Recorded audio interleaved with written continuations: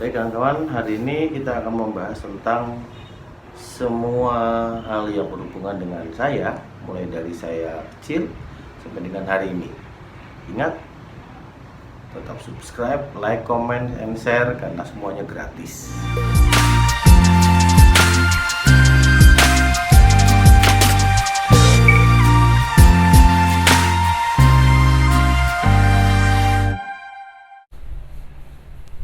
Halo kawan-kawan, hari ini kita sudah pada episode dimana saya berada atau sekolah di jenjang SMP. Ya, saya dulu SMP 2 SMP, yang kelas 1 dan kelas 2 itu saya di SMP Negeri 2 Sorong, Papua.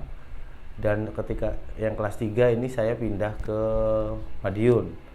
Dan di Madiun itu saya sekolah di SMP Negeri 4 Madiun. Pertama saya akan cerita sedikit juga tentang SMP Negeri 2 Madiun. SMP Negeri 2 Madiun itu SD-nya SMP yang dekat dengan lokasi SD Impres 32. Jadi mungkin cuma seberang jalan.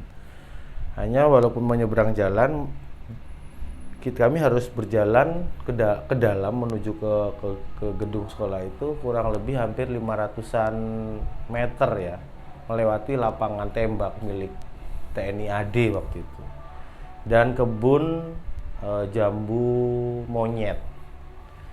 Baru kami bertemu dengan SMP Negeri 2 Madiun. Waktu itu memang SMP Negeri 2 adalah SMP yang termasuk favorit karena di sana ada kurang lebih 5 kalau enggak 7 SMP.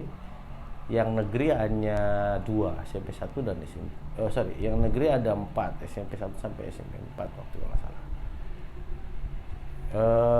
SMP 2 itu menurut saya sekolahan yang bagus, menarik karena sebagian besar tenaga pengajarnya juga dari luar Papua ya. Jadi lebih merata. Kan ada guru saya yang dari Medan, itu guru prakarya, guru hastakarya, guru keterampilan, tapi senangannya berkhotbah. Dia jadi seorang pendeta gitu. Usianya sudah uzur lah, usianya sudah senior, mungkin 60-an, tapi karena kemampuan dia pertukangan dan pandai sekali dalam memberikan motivasi, akhirnya dia tetap dipakai. Memang pekerjaan utama dia setelah pensiun dari sekolah saya dengar adalah pendeta, dan memang dia pendeta gitu. Itu salah satu profil gurunya, unik sih. Kemudian saya juga punya guru bahasa Indonesia yang agak lembeng, agak ngondek ya, bencong. Orang Sanger, saya lupa namanya beliau itu, dan dia termasuk galak menurut saya. Galak karena kalau kita jelek dan kita perempuan, waduh, dia nggak ampun. Tapi kalau kita ganteng gitu, waduh, kita nggak bikin PR pun kita nggak dimarahin gitu. Namanya Pak siapa ya, saya lupa itu yang jelas orang Sulawesi, orang Sanger dia.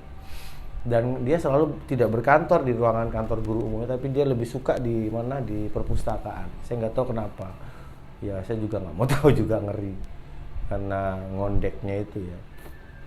Lalu ada juga guru saya itu matematika. Matematika namanya siapa?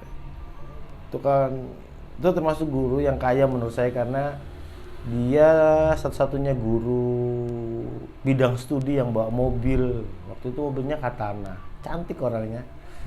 Ngajar matematika tuh kalau ngomong titik itu titik ya, itu yang membekas sekali di pikiran kami anak. Kawan-kawan dulu kalau dia titik datang, ibu titik datang, lah itu berarti dia itu guru matematika itu. Siapa lagi ya? Guru saya yang juga berkesan adalah guru Ibu Siregar. Ibu Siregar itu guru MP ya, MP. Orangnya agak gemuk, keriting. Bukan Siregar, Harahap. Ibu Harahap namanya. Novita Harahap, saya ingat sekali karena Novita Harahap itu adalah anak beliau dan sekelas dia dengan saya gitu waktu di SMP itu. Novita Harahap ya, ibu gurunya Bu Harahap.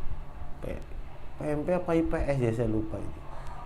Lalu saya juga punya guru, oh ya itu IPS kayaknya, karena guru PMP-nya adalah Bapak FX Agung. FX Agung, dia orangnya kecil, keriting, punya kumis yang ini banget. Saya ingat itu mukanya bopeng-bopeng gitu, bekas apa namanya, jerawat kayaknya, bolong-bolong gitu, putih orangnya. Guru PMP dan pembina OSIS. Jadi materi pelajaran yang saya ingat sekali sampai hari ini tentang leadership itu adalah 3 tipe kepemimpinan. Dan waktu kami mulai belajar tentang LDKS, waktu kami ikut LDKS dengan teman-teman di materi tentang leadership itu atau kepemimpinan itu, kami disuruh memilih waktu itu. Dia bertanya, dari 3 kepemimpinan ini, yaitu otoriter, liberal, dan demokratis, itu mana yang paling baik katanya.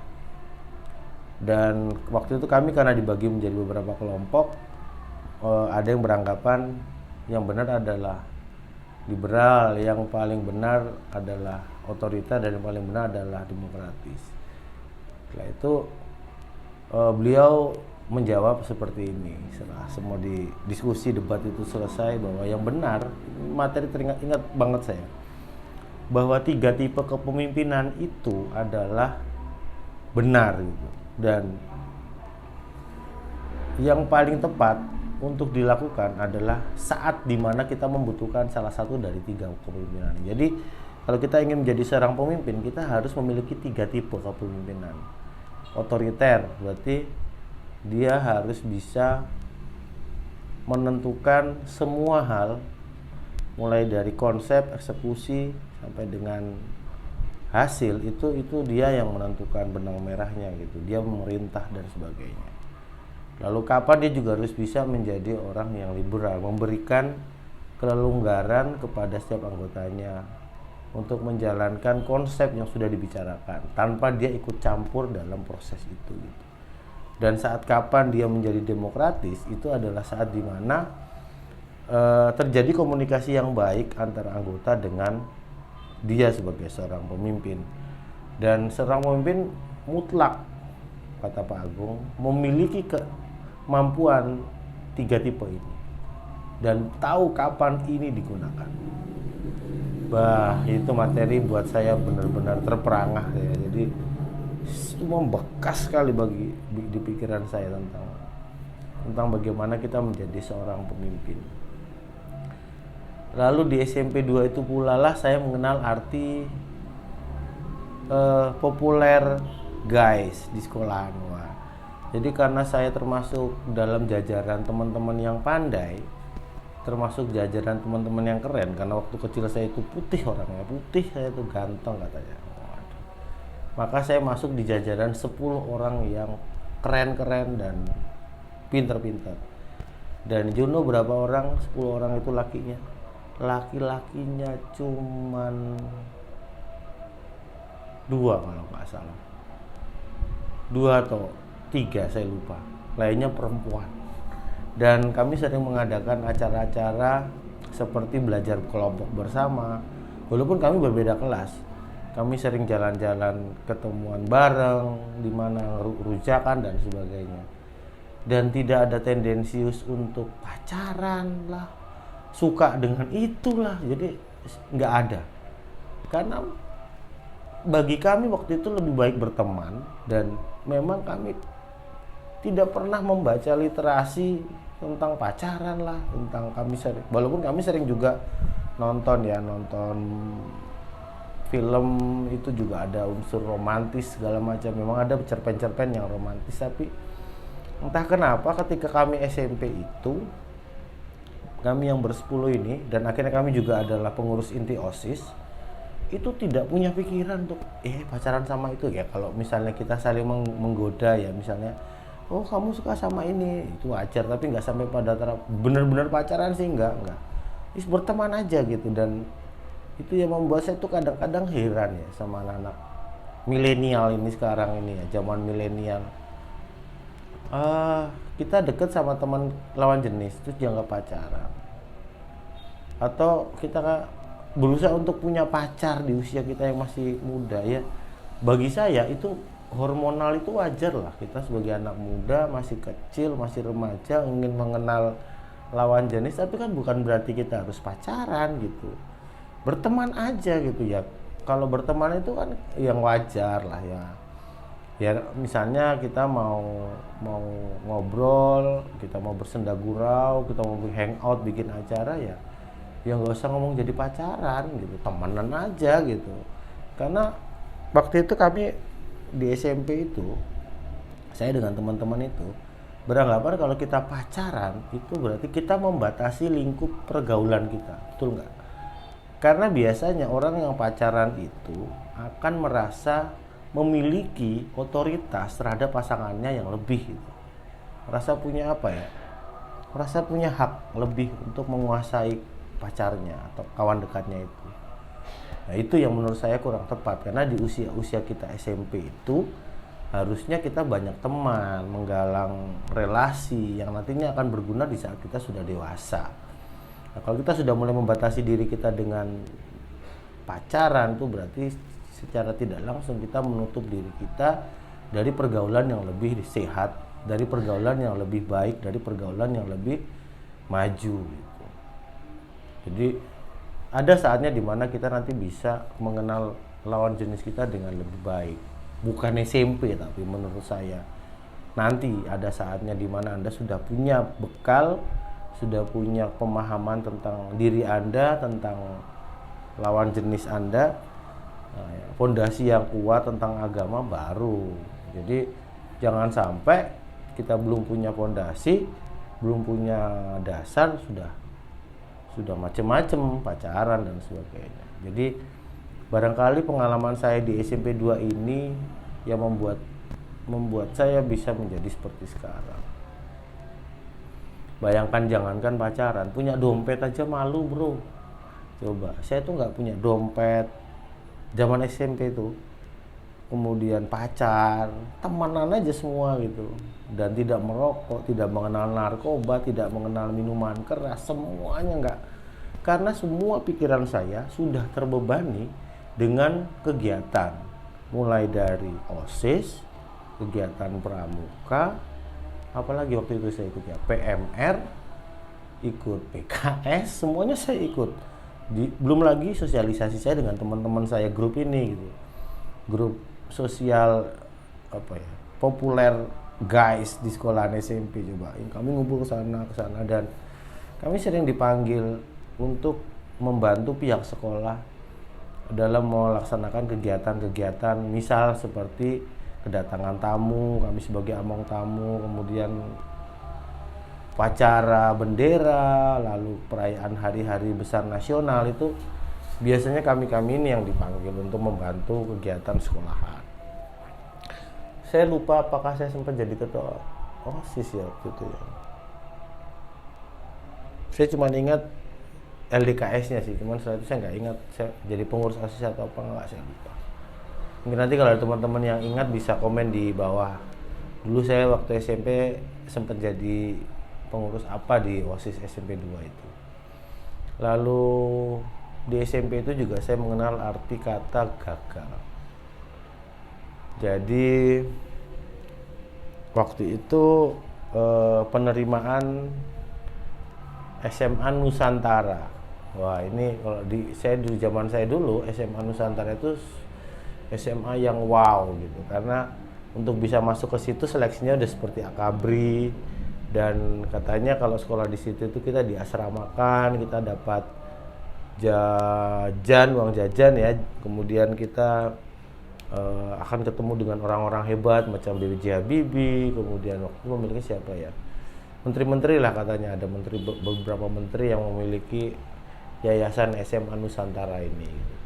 Di samping peluang kita katanya untuk berkuliah melanjutkan ke perguruan tinggi itu lebih besar dan punya kemampuan untuk dapat beasiswa di PTN atau perguruan tinggi negeri di Indonesia.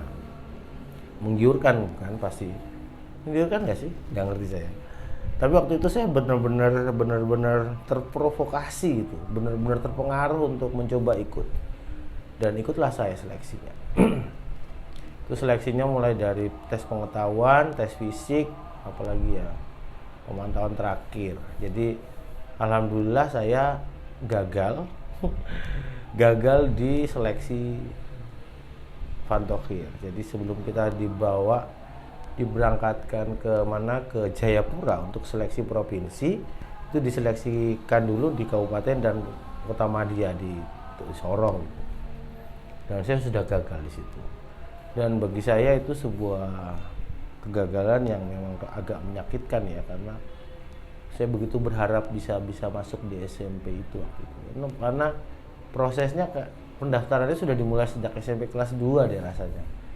Jadi mungkin ketika kelas 3 lulus sudah langsung berangkat, sudah ikut proses prosedur yang ada, jadi nggak perlu mendaftar lagi dan sebagainya. Karena memang prosedurnya panjang. Jadi seleksi kabupaten, kota Madya, provinsi, baru seleksi nasional, dan itu membutuhkan waktu yang lama. Bayangin 27 provinsi waktu itu hanya diambil tidak sampai 100 orang. Sudah pasti yang masuk ke sana ini super pilihan waktu itu. Ya, saya nggak ngerti apakah memang super pilihannya itu benar-benar dipilih melewati tahap seleksi yang benar, atau ada unsur KKN dan sebagainya, saya nggak paham. Tapi waktu itu saya memang gagal gitu, gagal aja sudah ada, dan kecewa sekali saya waktu itu. Ya, tapi ya sudahlah, itu sudah terjadi, kata ibu saya, nggak usah dipikirkan. Yang penting sekarang kamu siapkan untuk bisa ke depan maunya bagaimana. Karena setelah itu saya mendengarkan kabar bahwa kami akan keluar dari kota Sorong dan menuju ke Madiun. Bagaimana cerita saya di Madiun dan di SMP 4 Negeri Madiun seperti apa, kita lihat besok. Terima kasih. Assalamualaikum warahmatullahi wabarakatuh.